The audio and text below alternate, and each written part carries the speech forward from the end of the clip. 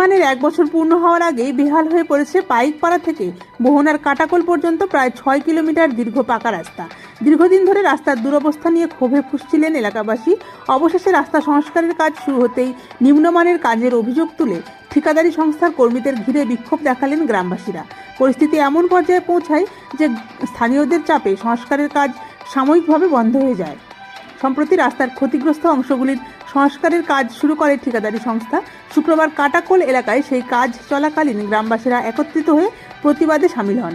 তাদের অভিযোগ, আগের মতো এবারেও নিম্নমানের সামগ্রী ব্যবহার করে কাজ করা হচ্ছে, ফলে স্থায়ী সমাধানের বদলে শুধু সাময়িক মেরামতির চেষ্টা চলছে। অন্যদিকে ঠিকাদারি সংস্থার এক প্রতিনিধি জানান, রাস্তায় 5 বছরের রক্ষণাবেক্ষণের দায়িত্ব তাদের উপর রয়েছে, সেই কারণেই ক্ষতিগ্রস্ত অংশগুলি মেরামত করা হচ্ছে। তার দাবি, গ্রামীণ রাস্তা দিয়ে অতিরিক্ত ভারী ডাম্পার চলাচল করায় রাস্তার ক্ষতি দ্রুত বেড়েছে।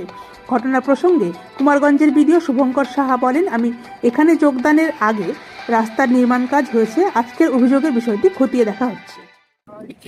দেখো আমাদের রাস্তা দেখো, হয়েছে উঠে যাচ্ছে মাটির উপরে, দেখো মাটির উপর দিয়েছে পিস, আর এই যে দেখে নাও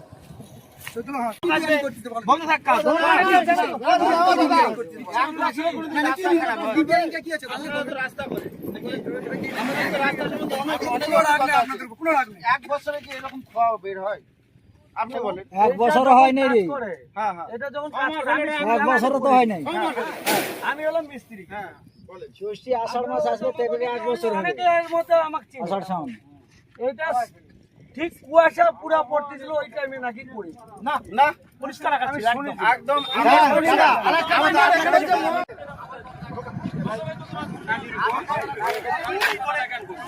তুই কি করে কাজ করে গেল সেটা প্রমাণ তো এক বছর